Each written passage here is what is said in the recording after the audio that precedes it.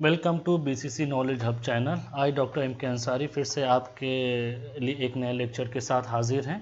आज के लेक्चर का नाम है दो चर वाले रैखिक समीकरण युग्म, मतलब pair of linear equation in two variables. देखिए यहाँ पे बहुत सिंपल सा है। यहाँ पे पेयर ऑफ को अगर आप हटा दें तो आपने कक्षा 9 में पढ़ा होगा linear equation in two variables, हम उसकी बात करेंगे। और दो इक्वेशन है इसलिए उसको पेयर बोल रहे हैं। इस लेक्चर के दो पार्ट होंगे। पहले पार्ट में हम देखेंगे कि पेयर ऑफ लीनियर इक्वेशन क्या है, उसके हल कितनी तरीके से हैं, अगर हल कितने तरीके से हैं उसको हम दूसरे पार्ट में डिस्कस करेंगे। तो हम इस दो चर वाले रैखिक समीकरण को एक उदाहरण से समझते हैं। आपने देखा होगा जब आप कभी मेले में जाते हैं तो तरह तरह के वहाँ खेल होते हैं। तो इस दो चर वाले रैखिक समीकरण को समझने के लिए यहाँ पे एक एग्जाम्पल दिया गया है, जहाँ पे अखिला नाम की एक लड़की गांव में घूमने जाती है। वो चरखी खेलती है जिसको जॉइंट व्हील भी कहते हैं, और हुपला भी खेलती है। हुपला एक खेल होता है जिसमें आप देख रहे हैं कि एक स्टॉल लगा होता है और उसमें एक सर्किल मार के ये रिंग जिसमें चला जाता है वो खेल उसका हो जाता है, तो इसको हुपला बोलते हैं। तो यहाँ पे ये मैथमेटिक्स से कैसे रिलेटेड है ये कहानी, ये देखिए। वो आपका व्हील में भी चक्कर लगाती है और हुपला भी खेलती है। तो यहाँ पे एक कथन दिया गया है कि वो जितनी बार उसने हुपला खेला है उससे आधी बार उसने चरखी चलाई है, मतलब हुपला खेलने की संख्या आधी है चरखी चलाने की संख्या से। और यहाँ पे कहा गया है कि वो जब चरखी व्हील पे बैठती है तो उसको 3 रुपया देना पड़ता है, और जब हुपला खेलती है तो 4 रुपये देना पड़ता है, और उसने टोटल पूरे मेले में 20 रुपये खर्चा किया है। तो ये चीज़ आप याद रखिएगा। यहाँ पे आपको समझिए कि आधी बार हुपला है as compared to joint wheel, 3 रुपया का सवारी है और 4 रुपये का हुपला है, और टोटल 20 रुपया है। ठीक है, चलिए आगे बढ़ते हैं। हम यहाँ पे देखते हैं इसको मैथमेटिकल, जो हमने स्टेटमेंट दिया है, जो हमने आपसे कहा कि आधी बार उसने हुपला खेला है या चरखी चलाई है, और 3 रुपया उसने चरखी का दिया है और 4 रुपया उसने हुपला का दिया है, उसको मैथमेटिकल में कैसे व्यक्त करते हैं। अब यहाँ पे आप देख रहे हैं कि अगर हम ये मान लें कि सवारी की संख्या x है और हुपला खेलने की संख्या y है, तो y क्या होगा, आधा होगा हुपला का, जैसे हमने बताया। और सवारी का पैसा 3 रुपया है और 4 रुपये उसमें, और उसने टोटल 20 रुपये खर्चा किया है। तो जो स्टेटमेंट था उसको हमने मैथमेटिकल फॉर्म में रिप्रेजेंट कर दिया। इसी मैथमेटिकल फॉर्म को अगर दोनों को मिला दे तो इसको समीकरण युग्म, पेयर ऑफ इक्वेशन बोलते हैं। अगर आप सिंपली अगर सिर्फ एक की बात करें तो ये इक्वेशन है, अगर दोनों को मिला देंगे तो ये पेयर ऑफ इक्वेशन है। ठीक है, इसीलिए यहाँ पे लिखा है pair of linear equation in two variables. अब यहाँ पे टू वेरिएबल्स भी समझ लिए, दो चरण भी समझ लिए। चरण यहाँ पे क्या है, आप ये देख रहे हैं y is equal to x/2। यहाँ पे x और y आपका वेरिएबल होता है। वेरिएबल मतलब जो कि बदला जा सके, कांस्टेंट नहीं ना, ये दो आपका कांस्टेंट है। तो ये वेरिएबल बदल सकता है। और यहाँ पे कितने वेरिएबल हैं, दो वेरिएबल हैं, इसीलिए इसको दो चरण या दो वेरिएबल कह रहे हैं। और ये की इक्वेशन है, तो आप पहले कह सकते हैं linear equation in two variables. Simply इसको आप लीनियर इक्वेशन टू वेरिएबल्स कह सकते हैं। हमारे पास ऐसे दो हैं, तो इसलिए हम इसको पेयर कह रहे हैं। दो को इंग्लिश में पेयर बोलते हैं, इसीलिए इसको कहा जा रहा है पेयर ऑफ लीनियर इक्वेशन। अब ये हर तरीके से एक इस फॉर्म में है, ax plus b y plus c is equal to 0 के फॉर्म में है, जहां पे a और b 0 नहीं हो सकता। इसको दूसरी तरीके से लिख सकते हैं कि a² plus b² not equal to 0 से प्रदर्शित किया जा सकता है। ऐसे समीकरण का हल संख्याओं के मानों एक युग्म का होता है। मतलब अगर आप ये पेयर ऑफ लीनियर इक्वेशन है, इनके लिए आपको x और y की दो वैल्यूज, x और y की वैल्यूज मिलेंगी, एक x के लिए तथा दूसरा y के लिए, जो समीकरण के दोनों पक्षों को बराबर करती है। अब यहाँ पे देखिए कहने का क्या मतलब है, अगर आपके पास ax plus b y is equal to c is equal to 0 ऐसा कोई इक्वेशन है जहाँ पे a² plus b² is not equal to 0 है, तो ये प्रदर्शित करता है कि आपने यह भी पढ़ा है कि ऐसे समीकरण का हल संख्याओं के मानों का एक युग्म होता है, एक पेयर होता है। x और y का एक पेयर होता है जो कि समीकरण के दोनों पक्षों को बराबर कर देता है, मतलब left hand side is equal to right hand side. वो कैसे, चलिए एक एग्जाम्पल से लेते हैं। हमारे पास ये वाला एग्जाम्पल है, हम इसी को हल करने की कोशिश करते हैं। हम सब पहले यहाँ पे रेस कर देते हैं। हमारे पास 2x + 3y = 5 है। अभी हम x की वैल्यू भी 1 लेते हैं और y की वैल्यू भी 1 लेते हैं, देखते हैं क्या होता है। तो 2 × 1 + 3 × 1 = 5। तो ये क्या हो गया, 2 + 3 = 5। तो left hand side = right hand side हमारे पास आ गया है। बहुत सिंपल से आपने देख लिया है। तो लीनियर इक्वेशन के ये कुछ गुण होते हैं जिसमें अगर आपके पास x और y की कोई वैल्यू हो तो वो दोनों पक्षों को बराबर कर देता है। ये दूसरे अब देखिए, अगर आप दोनों पक्षों को बराबर कर देता है, अगर बराबर नहीं करता है तो वो उसका एक सलूशन नहीं होता है। कैसे? अब अगर x और y, जहाँ पे हमने लिखा x = 1 और y = 1 लिखने पे LHS = RHS आ गया 2x + 3y = 5 के लिए, तो इसका ज्योमेट्रिकल मीनिंग क्या होता है? इसका मीनिंग ये होता है कि ये जो बिंदु है x और y की जो वैल्यू 1,1 है, ये आपकी 2x + 3y = 5 की ये जो लाइन है, इसको हम लाइन से भी प्रेजेंट करते हैं। ये एक जो लाइन है, इसकी लाइन पे कहीं ना कहीं होगा एक यूनिक सॉल्यूशन होगा, जो कि यहाँ पे लिखा है। समीकरण का प्रत्येक हल उसको निरूपित करने वाली रेखा पर स्थित एक बिंदु होता है। इसके जितने भी सॉल्यूशंस होंगे इसकी लाइन पे होंगे, लाइन के इक्वेशन पे होंगे, ये समझ लीजिए। अगर सॉल्यूशन का हल नहीं आ रहा है इस लाइन पे, इसका मतलब वो पॉइंट्स इस लाइन पे नहीं हैं।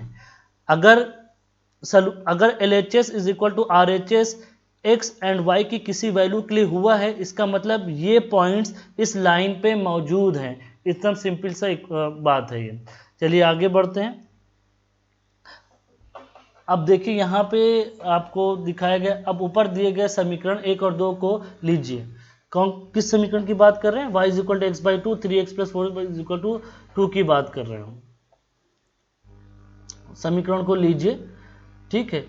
ये आपका, आप इसको इस तरीके से भी लिख सकते हैं 2y - x = 0 और x - 2y = 0 and 3x + 4y = 0 के इस फॉर्म में भी लिख सकते हैं।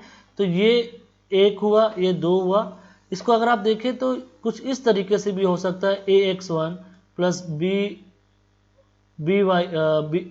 a1x1 b1y1 + c1 = 0 और a2x2 + b2y2 + c2 = 0। इस तरीके से भी हो सकता है। आप इसको इस तरीके से इन जनरल फॉर्म इस तरीके से भी लिख सकते हैं। अगर आपने इस तरीके से लिखा है तो इसका क्या मतलब है यहाँ पे समझिए, ठीक है। ये आपका, जैसे कि हमने आपको पहले ही बताया, ये एक लीनियर इक्वेशन है, ये एक लीनियर इक्वेशन है, ये दोनों पेयर में है, तो इसी को हम बोलते हैं pair of linear equation in 2 variables. देखिए यहाँ पे देख लिए। और कक्षा 9 में आपने पढ़ा था कि एक रैखिक समीकरण का ज्यामिति अर्थात ग्राफिकल निरूपण एक सरल रेखा होता है। मतलब अगर आप ax + by + c = 0 की बात करें तो ये एक, अगर आप इसको ग्राफ फॉर्म में करेंगे तो ये एक लाइन होगा, ये एक लाइन रिप्रेजेंट करता है। ये इक्वेशन आपको एक लाइन रिप्रेजेंट करता है। कक्षा 9 में ऑलरेडी आप पढ़ चुके हैं। अब ये लाइन रिप्रेजेंट कर रहा है और आपके पास पेयर ऑफ लाइन है, पेयर ऑफ लाइन है। तो ये दोनों लाइन क्या हो सकती है? एक मान लिए इसको हम लाइन 1 बोल देते हैं, इसको लाइन 2 बोल देते हैं। तो लाइन 1 और लाइन 2 में हमारे पास कुछ कंडीशन हो सकती है कि लाइन 1 किसी एक पॉइंट पे काटेगी, या लाइन 1 और दूसरी वाली लाइन 1 भी इसी पे आ जाएगी, लाइन 1 लाइन 2 दोनों से सेम हो जाएगी, या फिर लाइन 1 और लाइन 2 कभी मिलेगी नहीं। तो हमारे पास 3 कंडीशंस हो सकती हैं। वो 3 कंडीशन कौन सी होगी? दोनों रेखाएं एक बिंदु पर प्रतिच्छेद करती हैं, इंटरसेक्ट करती हैं, या दोनों रेखाएं प्रतिच्छेद नहीं करती हैं अर्थात वो पैरेलल हैं, या दोनों रेखाएं संपाती हैं मतलब एक दूसरे में कॉन्साइड कर रही हैं, जो हमने आपको सेकेंड ऑप्शंस बताया। जो कि इस तरीके से भी आप कर सकते हैं। अगर एक पॉइंट पे काट रही है तो इंटरसेक्ट हो गया, ये पैरेलल हो गया और ये संपाती हो गया। अभी आपने एक अखिला का एग्जाम्पल दिया। अब हम इसको एग्जाम्पल को देखते हैं इस फॉर्म में कि वो प्रतिच्छेद करती है कि समांतर है कि संपाती है। इसको देखने के लिए हम कोशिश करते हैं। आइए इन समीकरणों को अब हम इसको कैसे देखते हैं कि हमने आपको बताया कि आपके पास ये जो पेयर ऑफ लीनियर इक्वेशन है, लीनियर इक्वेशंस हैं, जो कि आपने लिखा a1 x1 plus b1 y1 plus c1 and a2 x2 plus b2 y2 plus c2 is equal to 0 is equal to 0। ये आपके पास दो इक्वेशंस हैं। तो ये आपके इसके सॉल्यूशंस जो होंगे उसके सॉल्यूशन आप दो तरीके से निकाल सकते हैं। एक ज्योमेट्रिकली निकाल सकते हैं, ज्योमेट्री बना के, और एक अरिथमेटिकली, मतलब आप उसको जो ये फॉर्म है x और y की वैल्यू रिप्लेस करके निकाल सकते हैं, या फिर आप इसको ग्राफिकल फॉर्म में बना के निकाल सकते हैं। तो हमको अब यही देखना है, पहले तो हम ग्राफिकल फॉर्म में देखेंगे कि ये कंडीशन हमारी फुलफिल हो रही है कि नहीं हो रही, फिर उसके बाद हम अरिथमेटिकल फॉर्म में देखेंगे कि हमारी ये कंडीशन फुलफिल हो रही है कि नहीं हो रही है। चलिए, इसको करने के लिए हमें क्या करना पड़ेगा, हमारे पास इक्वेशन है x is equal to 2y पहला है, और दूसरा क्या है, दूसरा हमारे पास है x माइनस 2y, दूसरा है 3x plus 4y is equal to 20, 3x plus 4y is equal to 20। यहाँ पे हम क्या करेंगे, पहले हम x की वैल्यू, इस पहले समीकरण में x की वैल्यू हमने 0 ली, तो हमारे पास y की वैल्यू क्या आ गई, अगर आप 0 रखते तो y भी आपका 0 हो जाएगा, और यहाँ पे x2 रखा तो आपका y 1 हो जाएगा। अब देखिए उल्टा करते हैं, अगर हम y0 रखते हैं तो क्या होता है, y0 रखते हैं यहाँ पे तो 3x plus 4 into 0 is equal to 20, तो 3x plus 0 is equal to 20, तो x इज इक्वल टू 20/3, जो कि आप अगर ग्राफ में प्लॉट करना चाहें तो इतना फिजिबल नहीं है प्लॉट करने का, तो इसलिए हम इसको, इस पॉइंट को एक्सक्लूड कर देते हैं। चलिए अब y इज इक्वल टू हम 1 रखते हैं, जब आप 1 रखते हैं तो 3x plus 4 is equal to 20, 3x is equal to 16, x is equal to 16/30। ये भी फिजिबल नहीं है, यहाँ पे आपको ये रैशनल नंबर है जो कि इस पॉइंट पे आना थोड़ा सा दिक्कत है।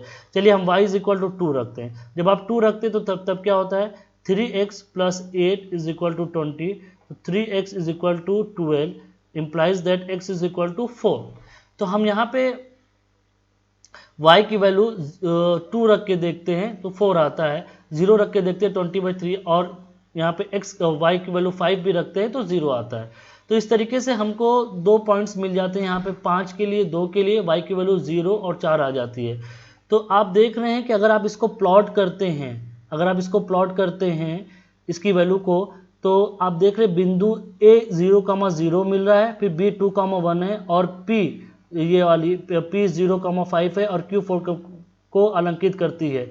तो इन दोनों पॉइंट्स का ये एक लाइन है, ये आपकी लाइन कौन सी, x is equal to 2y है, और ये वाली लाइन कौन सी आपकी 3x plus 4y is equal to 20 है।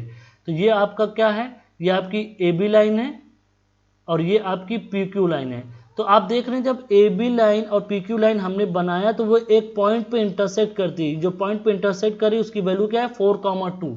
मतलब यहाँ पे हमारे पास एक यूनिक सोल्यूशन आया है। आप देख रहे हैं कि आकृति 3.2 से ध्यान के कि दोनों समीकरणों को निरूपित करने वाली दोनों रेखाएं बिंदु 1 पर प्रतिच्छेद करती है। इसका क्या अर्थ है, इस पर हम अगले अनुच्छेद में बात करें, मतलब इसका सिग्निफिकेंस क्या है थोड़ा बाद में पता चलेगा। बट यहाँ पे आप देख रहे हैं कि यहाँ पे एक इंटरसेक्ट कर रही है, जो कि हमारी पहली कंडीशन है। क्या होना चाहिए, इंटरसेक्शन करना, या तो इंटरसेक्ट कर सकती है, या तो संपाती होगी, या तो पैरेलल होगी। तो पहली कंडीशन यहाँ पे फुलफिल हो गई है। चलिए अब एक दूसरा एग्जाम्पल लेते हैं कि रोमिला एक स्टेशनरी की दुकान पे गई है, वहाँ पे उसने क्या दिया है, 9 रुपए में 2 पेंसिल ली है और 3 रबर खरीदे हैं। मतलब उसने 2 पेंसिल और 3 रबर 9 रुपए का खरीदा है, और उसकी सहेली ने क्या किया है, उसने 18 रुपए में 4 पेंसिल और 6 रबर खरीदा है। तो अगर आप ये मान लीजिए कि रबर का मूल x है, सॉरी पेंसिल का मूल x है और रबर का मूल y है, तब इसके हिसाब से क्या होगा, टोटल रुपीज़ 9 हो गया। अब देखिए x plus y is equal to 9 पहली कंडीशन है, और उसकी सहेली की अगर हम बात करें तो x plus y is equal to 18।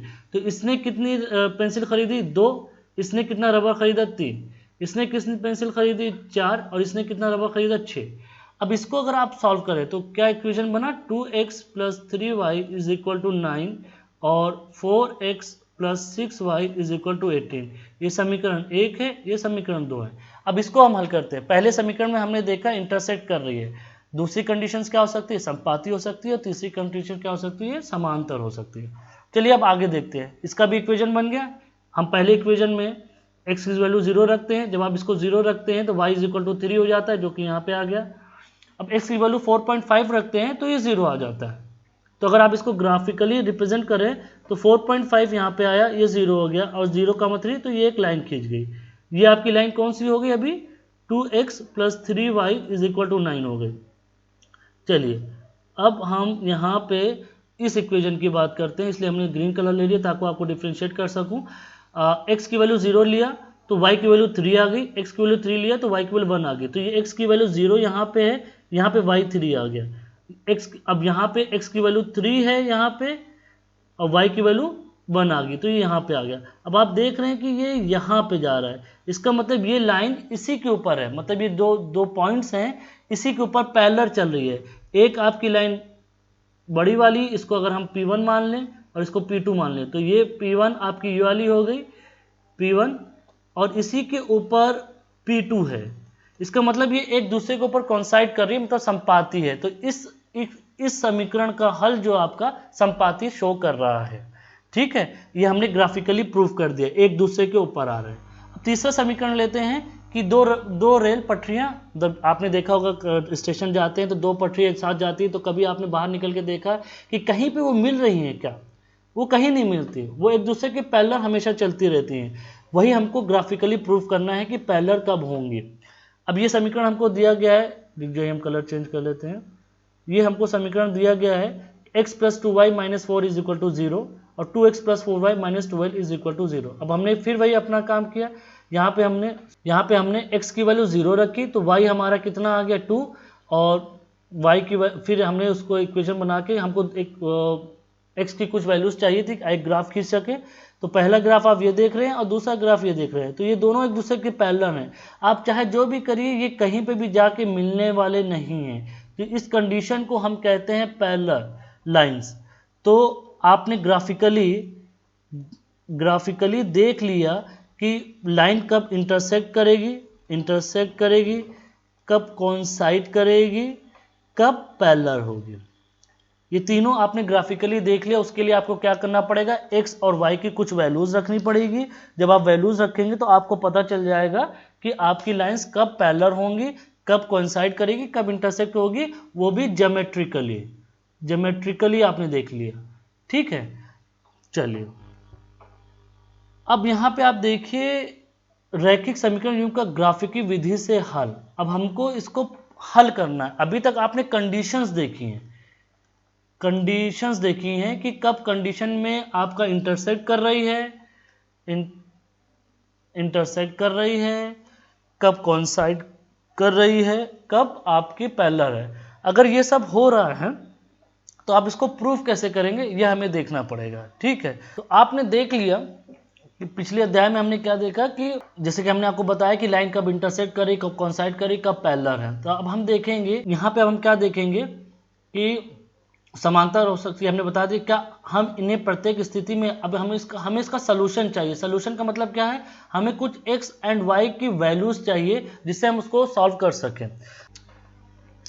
अभी तक हमने आपको जैसे बताया कि कब कोइंसाइड कर रही है, कब पैरेलल चल रहा है, कब संपाती है, ठीक है। अब हम देखेंगे, ये तो आपको ग्राफ से पता चल गया अलजेब्रिकली कि आपने यहाँ पे देखा था कि यहाँ पे हमारा Q जो है 4,2 एक सलूशन है।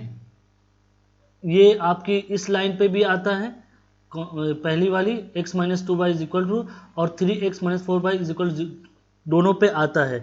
तो हम प्रूफ करेंगे कि दोनों का सलूशन है कि नहीं है। हमने आपको बताया था, आपने 9 नहीं पढ़ा था, अगर दोनों का सलूशन है तो left hand side = right hand side होना चाहिए, ठीक है। चलिए प्रूफ करते हैं। तो x - 2y = 0, x की वैल्यू 4 - 2 × 2 = 0, तो यह आ गया 4 - 4 = 0, 0 = 0। तो left hand side = right hand side. अब दूसरा वाला देखते हैं, 3x + 4y = 20, मतलब 3 × 4 + 4 × 2 = 20। तो ये हो गया आपका 12 + 8 = 20, 20 = 20। इसका मतलब right hand side = left hand side, यहाँ से भी पता चल गया, ठीक है। तो अब क्या है, आइए हम बीजगणितीय रूप से सत्यापित करें कि x = 4 y = 2 दिए हुए समीकरण युग्म का एक हल है, जो कि हमने निकाल लिया। तो इससे क्या प्रूफ होता है कि चूंकि 4,2 यहाँ पे आप लाइन देख रहे हैं, 4,2 के अलावा कोई भी कॉमन पॉइंट यहाँ पे नहीं है। दोनों रेखाओं का केवल एक उभयनिष्ठ बिंदु है, एक कॉमन पॉइंट है। इसलिए दो चरों में रैखिक समीकरण युग्म का एक और केवल एक ही हल है। यहाँ पे कहने का मतलब है एक और केवल एक ही हल है, मतलब यहाँ पे सिर्फ एक ही सलूशन आपको मिला है। तो आपने क्या देखा कि जब इंटरसेक्शन होता है, सिर्फ इंटरसेक्शन होता है, तो ओनली वन सलूशन उसका होता है और उससे ज़्यादा सलूशन नहीं होते। हमारे पास 3 एग्जाम्पल हैं। दूसरा क्या होगा, कोइंसाइड वाला है, और तीसरा पैरेलल वाला। तो हम तीनों कंडीशन में देखते हैं कि हमारे पास सलूशन कितने आते हैं। इंटरसेक्शन के केस में हमारे पास सिर्फ एक सलूशन आया। चलिए अभी दूसरा एग्जाम्पल देखिए। दूसरा एग्जाम्पल क्या था, पेंसिल वाला, 2x + 3y = 9 and 4x + 6y = 18।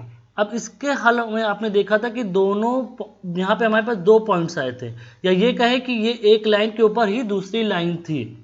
ठीक है, एक लाइन के ऊपर ही दूसरी लाइन थी, मतलब यहाँ पे आपके बहुत से पॉइंट्स हो सकते हैं, सो मेनी सॉल्यूशंस हो सकते हैं। उसमें आप कुछ भी रखिएगा, आपको कोई ना कोई सॉल्यूशन मिलेगा। ये ऐसा क्यों है, आप देखेंगे अगर ये a है और ये b है, अगर हम b को डिवाइड कर दे 2 से, तो ये 2x + 3y = 9 हो जाएगा। बेसिकली ये दोनों सेम है। इसको आप जब दुगना करते हैं तो आपको b मिलता है, इसीलिए आपको बहुत से सॉल्यूशन मिल रहे हैं, सो मेनी इनफाइनाइट सॉल्यूशन मिल रहे हैं। तो इस तरह के इक्वेशन जो कोइंसाइड करते हैं उसके हमारे पास कितने होते हैं, इनफाइनाइटली मेनी सॉल्यूशन होते हैं, ये समझ लीजिए आप। अब हमारे पास जब एक पॉइंट पे 1 पॉइंट इंटरसेक्शन होता है तो हमारे पास ओनली 1 सॉल्यूशन होता है। जब कोइंसाइड होता है, एक लाइन के ऊपर बहुत सी लाइन होती है, तो हमारे पास इनफाइनाइट मेनी सॉल्यूशन होता है। अब हमारे पास तीसरा केस है रेलगाड़ी वाला, जहाँ पे पैरेलल है। इस तरह के इक्वेशन को, ठीक है, इस तरह के इसमें नो कॉमन सॉल्यूशन होता है, इसमें कोई भी कॉमन सॉल्यूशन नहीं होता है। तो आपने अभी तक देख लिया 3 कंडीशन आपने देख लिया, इंटरसेक्शन का देख लिया,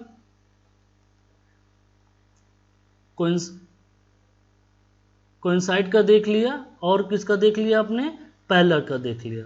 तो पैरेलल के सॉल्यूशन को हम क्या बोलते हैं, इनकंसिस्टेंट,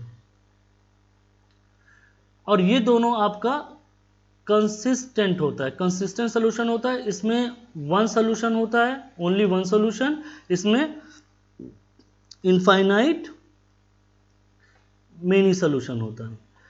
ये हम आपको सिर्फ इसलिए बता रहे हैं, सिर्फ आप याद रखिएगा, एग्जाम पे 1 नंबर का सवाल या आधे नंबर का सवाल आता है कि अगर पैरेलल लाइंस हैं तो उसके कितने सॉल्यूशन होंगे, उसके इनकंसिस्टेंट सॉल्यूशन होंगे, मतलब कोई भी कॉमन सॉल्यूशन नहीं होगा। यहाँ पे उसी चीज को यहाँ पे लिखा गया है, आप देख सकते हैं, ये लिखा हुआ है, रेखाएं एक बिंदु पर प्रतिच्छेद करती है, जहाँ पे इंटरसेक्ट करती हैं तो उसको अविरोध समीकरण युग्म बोलते हैं। मतलब क्या बोलते हैं, the line intersects consist pair of equation. अविरोध का मतलब होता है कंसिस्ट पेयर ऑफ इक्वेशन बोलते हैं। जहाँ पे रेखाएं समांतर होती हैं, पैरेलल होती हैं, वहाँ पे असंगत समीकरण युग्म होते हैं। और इसका एक स्पेशल केस होता है जहाँ पे वो कोइंसाइड करती है, तो इस समीकरण के अपरिमित रूप से अनेक हल होते हैं। इसको आश्रित संगम समीकरण बोलते हैं, मतलब dependent consistent pair of equation बोलते हैं। हम इसको थोड़ा सा लिख देते हैं आपके लिए। ये आपका क्या होगा, कंसिस्टेंट पेयर ऑफ इक्वेशन। जहां पैरेलल की बात करते हैं तो ये हो गया इनकंसिस्टेंट पेयर ऑफ इक्वेशन, और ये आपका क्या हो गया, डिपेंडेंट। हमने आपको बोला एक केस है कंसिस्टेंट का, तो dependent consistent pair of equation. अब आपको हल करने की जरूरत नहीं ना कि आप हल करके निकालें कि कब कंसिस्टेंट होगा, कब इनकंसिस्टेंट होगा, कब डिपेंडेंट कंसिस्टेंट होगा। उसको निकालने का तरीका जैसे हमने आपको पहले ही बताया था, a1x1 + b1y1 + c1 पहला समीकरण है 1। दूसरा है a2x2 + b2y2 + c2 = 0 दूसरा समीकरण। इसी से आप निकाल सकते हैं। अब आप इनको कंपेयर करें तो आपको कोफिशिएंट की वैल्यू पता चल जाएगी, a1 b1 c1 की, a2 b2 c2 की। तो आप इस पहले वाले इक्वेशन में देख रहे हैं कि आपका a1/a2 कितना है, b1/b2 कितना है, c1/c2 कितना है। तो A1/A2, B1/B2 एंड C1/C2 की वैल्यू देख के आप बता सकते हैं कि कब इंटरसेक्शन होगा, कब कंसिस्टेंट होगा, कब भी डिपेंडेंट कंसिस्टेंट होगा। प्रतिच्छेद कब करेगा? जब A1/A2 is not equal to B1/B2 होगा। तो जब प्रतिच्छेद करेगा, हमने आपको बताया जब इंटरसेक्ट करेगा तो केवल एक ही सोल्यूशन होगा जिसको हम कंसिस्टेंट पेयर ऑफ सोल्यूशन बोलेंगे। अब यहाँ पे देखिए ये दोनों इक्वल होंगे, मतलब अब यहाँ पे क्या है, A1 B1 C1 तीनों इक्वल होंगे, मतलब A1/A2 is equal to B1/B2 is equal to C1/C2। ये तीनों जहाँ पे इक्वल होंगे तो वो ऑब्वियस सी बात है कोइंसाइड कर जाएगा। ये एक स्पेशल केस हो जाएगा dependent consistent of pair of equation का। तीसरा क्या है, ये वो तो इक्वल होगा बट ये C1/C2 के इक्वल नहीं होगा, तो ये समानांतर होगा, ये पैरेलल होंगे, इसके कोई भी सोल्यूशन नहीं होगा। तो पेयर ऑफ इक्वेशन निकालने के लिए आपको बस इतना ही याद रखना है, अगर A1/A2 is equal to not equal to B1/B2 है तो यूनिक सोल्यूशन होगा, एक सोल्यूशन होगा। अगर तीनों इक्वल है तो आपका क्या होगा, अपरिमित रूप से अनेक हल हो सकते हैं, डिपेंडेंट होगा। और A1/A2 is equal to B1/B2 है बट ये आपका C1/C2 के बराबर नहीं है, तो वो समानांतर पैरेलल होंगे। वही चीज़ को यहाँ पे लिखा गया है, हम इसको और फिर से नहीं बताते आपको। ये हल एक दिया गया है, हल की बात हम नहीं करते हैं, सोल्यूशंस आप खुद कर लीजिएगा। सोल्यूशन को फिर से एक एक करके बताया गया है कि आपको प्रूव करना है कि समानांतर है कि नहीं है, तो वो एक एक इक्वेशंस हैं उसको प्रूव करने के लिए बताया गया है। ये सब आपके लिए है, एक बार करने की कोशिश करिएगा, नहीं आता तो कमेंट सेक्शन में बताइएगा, इसके लिए हम एक स्पेशल सेशन रख सकते हैं। अब जैसे कि हम आपको बोल चुके हैं कि हर एक क्वेश्चंस को हम सॉल्व करने की कोशिश करेंगे, but not at the end of the chapter, थोड़ा सा कंप्लीट हो जाए थोड़ा चैप्टर तो एक सेशन उसके लिए भी रखा जाएगा जिसमें हम क्वेश्चन आंसर सॉल्व करेंगे, और हम कोशिश करेंगे कि हम हाई स्कूल के क्वेश्चन आंसर को पेपर को सॉल्व किया करें।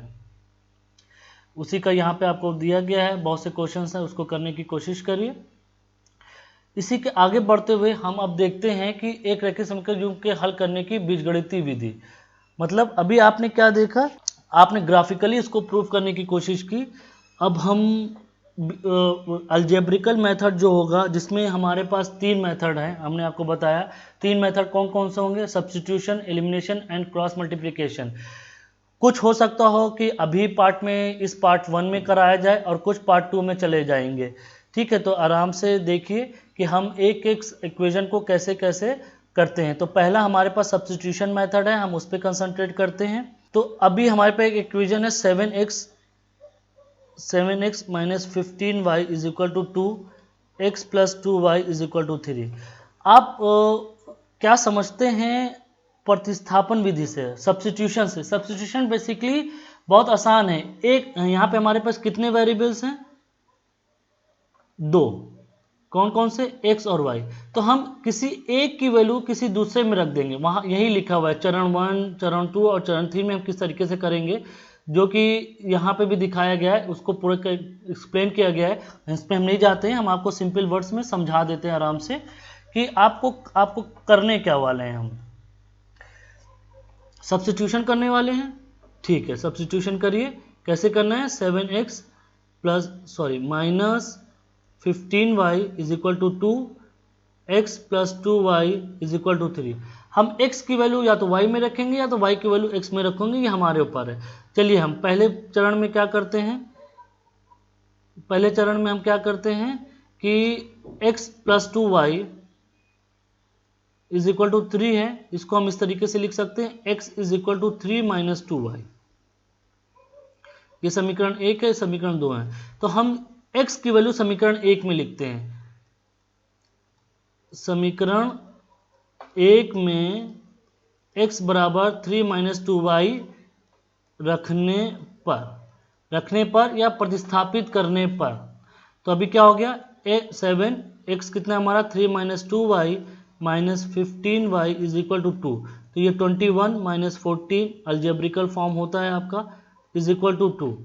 अब यहाँ पे आप देख रहे हैं ये माइनस है, ये भी माइनस है, तो माइनस माइनस प्लस हो जाएगा, तो सिर्फ हमारी ये वैल्यूज जुड़ेगी। ये हो गया minus 29y is equal to 2।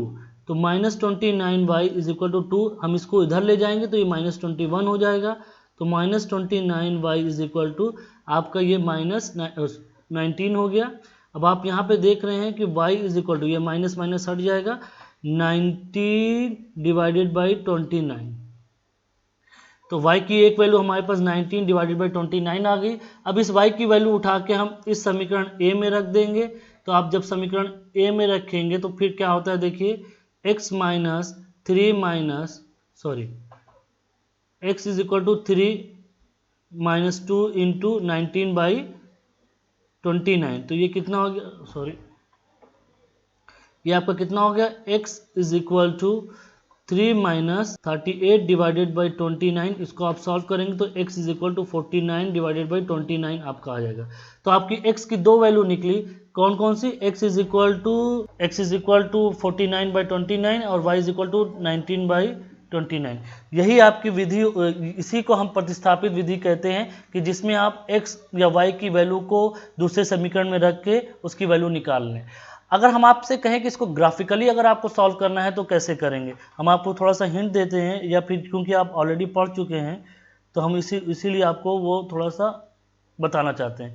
अभी यहाँ पे अगर हम इसकी बात करें x plus 2 y is equal to 3, तो हमने क्या किया था, हमने एक बॉक्स बनाया था, यहाँ पे x की वैल्यू रखी थी, यहाँ पे y की वैल्यू लिखी थी। तो अगर आप x की वैल्यू 0 रखते हैं तो यहाँ पे 0 रखते हैं तो y कितना आएगा आपका, y आपका 3/2 आ जाएगा। अगर आप y की वैल्यू 0 रखते हैं यहाँ पे तो आपका x कितना आ जाएगा, 3 आ जाएगा। तो आपको दो वैल्यू मिल गई, इससे आप एक लाइन खींच सकते हैं। इसी तरह यहाँ पे भी आप अगर x और y की वैल्यू रखेंगे तो एक लाइन खींच सकते हैं, तो उससे भी आपको कॉमन पॉइंट्स मिल जाएंगे। बट दिक्कत क्या आएगी उसमें, दिक्कत ये आएगी कि जो रेशियो पॉइंट है, रेशियो वाली जो वैल्यूज है इसको प्लॉट करने में ग्राफिकली बहुत दिक्कत होती है, इसीलिए हमको अलजेब्रिकल मेथड यूज करना पड़ता है, नहीं तो हम ज्योमेट्री से भी इसको प्रूव कर सकते हैं। अब इसको प्रश्नावली वाली जो हमारे पास इक्वेशंस थे उसको सॉल्व करने के लिए बताया गया है कि अगर आपके पास इस तरह का इक्वेशन है s minus 7 is equal to 7t minus y, तो इसको आप सब्स्टिट्यूशन से कैसे हल करेंगे, ये हम आपके लिए होमवर्क एज अ होमवर्क देते हैं। प्लीज़ इसको ट्राई करिएगा, हल करने की कोशिश करिएगा। इसको आपको सिंपली कुछ नहीं करना है, यहाँ पे आपको या तो t की वैल्यू s में रख दीजिए पहले इक्वेशन में, या s की वैल्यू t में रख लिए। थोड़ा सा करने की कोशिश करिए, जब तक प्रैक्टिस नहीं करेंगे थोड़ा सा मैथ्स में प्रैक्टिस करनी पड़ती है। अब देखिए एक और एग्जाम्पल आपको रबर वाला दिया गया है, 2x plus 3y is equal to 9, 4x plus 6y is equal to 8। यहाँ पे देखिए अभी आपने फर्स्ट केस देखा, चलिए रिकॉल करते हैं थोड़ा सा। रिकॉल में आपने क्या देखा, इंटरसेक्शन था हमारा, कोई भी लाइन इंटरसेक्ट कर सकती है, कोइंसाइड हो सकती है और पैरेलल हो सकती है। तो आपने इंटरसेक्शन में सब्स्टिट्यूशन मेथड देखा, हमने सब्स्टिट्यूट किया, प्रतिस्थापित किया। अब हम कोइंसाइड में देखते हैं सब्स्टिट्यूशन में क्या वैल्यू आती है, चलिए इस पर ध्यान दीजिए। तो हमारा इक्वेशन क्या है, 2x plus 3y is equal to 9 और 4x plus 6y is equal to 18। ये पहला समीकरण है, ये दूसरा है। चलिए हम पहले को थोड़ा सा सब्स्टिट्यूट करते हैं। 2x plus 3y is equal to 9 means 2x is equal to 9 minus 3y means x is equal to in bracket 9 minus 3y divided by 2। चलिए हम इस a को b में डालने की कोशिश करते हैं, 2 में करने की प्रतिस्थापित करने की कोशिश करते हैं। तो हमारे y हो गया 9 3y by 2 plus 6y is equal to 18। Okay, ये आपका 2 2 4 हो गया, ये आपका मल्टीप्लाई कर दिया 18 minus 6y plus 6y is equal to 18। यहाँ पे ये कट गया, 18 इज इक्वल टू 18 आ गया। हमने इसको काटा नहीं है समझाने के लिए। ये दोनों LHS इक्वल टू RHS तो हो गया, बट यहाँ पे आप देख रहे हैं कि यहाँ पे आपको y की वैल्यू नहीं मिली, सब्स्टिट्यूट किया y की वैल्यू में नहीं मिली, y की वैल्यू आपकी कुछ नहीं है। यहाँ पे आप y को सॉल्व नहीं कर सकते हैं। अगर y को सॉल्व नहीं कर सकते तो x की वैल्यू भी आपको नहीं मिलेगी। इसका मतलब आपके पास इनफाइनाइट मेनी सोल्यूशंस हैं यहाँ पे आपके, या कथन y के सभी मानों के लिए सत्य है। आप कोई भी y की वैल्यू रखिए, क्योंकि यहाँ पे y का टर्म ही नहीं ना, तो y की वैल्यू 0 से लेके इन्फिनिटी कुछ भी हो सकता है। इसीलिए हमारे पास जो समानांतर जो कोइंसिडेंट होते हैं उसके इनफाइनाइट मेनी सॉल्यूशंस होते हैं, जो कि आपने देख लिया। यहाँ पे y की कोई भी वैल्यू नहीं ना। अब हमारे पास तीसरा केस कौन सा बचा, पैरेलल का। अब पैरेलल का भी हम सब्स्टिट्यूशन से देख लेते हैं कि क्या होता है। चलिए पैरेलल के केस को हम सॉल्व करने की कोशिश करते हैं। x plus 2y is equal to is equal to 4 and 2x plus 4y is equal to 12। Okay, तो हमने यहाँ पे x is equal to 4 minus 2y लिया, ये इक्वेशन 1 है आपका, ये इक्वेशन 2 है आपका, ये इक्वेशन ए है। तो हम क्या लिखते हैं, इक्वेशन 2 में x की वैल्यू 4 माइनस 2y रखने पर, तो 2 is equal to 4 minus 2y plus y is equal to 12। तो ये हो गया आपका 8 minus 4y plus y is equal to 12। यहाँ पे आपका क्या हो गया, ये 8 इधर चला जाएगा, ये minus 3y is equal to 12 minus 8। I think I did sorry, this is 4y, यहाँ पे आपका ये 4y है, यहाँ पे हमने गलत लिखा था 4y है, तो ये 4y कट गया, तो यहाँ पे आपका क्या बचा 8 इज इक्वल टू 12, जो कि नॉट इक्वल, मतलब इक्वल नहीं है, 8 इज नॉट इक्वल टू 12 हमारे हिसाब से। एक कथन ही पूरा असत्य है, 8 is equal to not equal to 8। जब कथन ही असत्य है इसका मतलब कहीं ना कहीं कुछ गड़बड़ी है, इसका मतलब हमारे पास कोई भी नो सोल्यूशन है, हमारे पास कोई भी सोल्यूशन नहीं है। तो इसीलिए ये लाइन पैरेलल है आपके, इसके कोई भी सोल्यूशंस नहीं मिलेंगे आपको दोनों पट्टी। तो ना ही आपके पास x की वैल्यू है, no x value, no y values, तो ये इसके कोई भी सोल्यूशन नहीं है, तो इसीलिए हमने पैरेलल के लिए आपके लिए लिखा था नो सोल्यूशन। तो आपने तीनों केसेस देख लिए, तीनों केसेस में आपने सोल्यूशंस भी निकाल लिया। पहला केस था इसमें इंटरसेक्शन वाला, इसमें आपने सब्स्टिट्यूशन देखा, सब्स्टिट्यूशन में आपको यूनिक मतलब ओनली वन सोल्यूशन मिला, one value of x and y मिली। फिर आपने कोइंसाइड वाला देखा कि एक लाइन दूसरे लाइन के ऊपर है, इसमें आपके पास क्या है, मेनी सॉल्यूशंस थे, y की बहुत सी वैल्यूज थी, x की बहुत सी वैल्यू थी, तो इनफाइनाइट मेनी सॉल्यूशंस थे। और पैरेलल में आपने देखा कि आपके स्टेटमेंट ही गलत हो रहा था, इसका मतलब वहां पे नो सॉल्यूशन था। ये आपने कैसे देखा, सब्स्टिट्यूशन से। हमने आपको क्या बताया, सब्स्टिट्यूशन के अलावा आपके पास बहुत से मेथड है, एक एक मेथड को हम स्टडी करेंगे और उसको देखेंगे, जो सुटेबल होगा हम उसको करने की कोशिश करेंगे। यहाँ पे आपका ये पार्ट ख़त्म होता है। ये आपके कुछ इक्वेशंस हैं, इसको आप हल करने की कोशिश करिए, हमको कमेंट सेक्शन में बताइए। और पार्ट 2 में फिर आप देखिएगा कि पार्ट 2 में हम किस तरीके से आगे बचे हुए अलजेब्रिक मेथड है जिससे हम सोल्यूशन करते हैं, उसको हम देखेंगे। Okay, thank you. Subscribe channel को करना मत भूलिए और लाइक ज़रूर करिए। और आपके कोई भी कमेंट्स हो, कैसे भी कमेंट्स हो, प्लीज़ कमेंट सेक्शन में लिखिए। Thank you.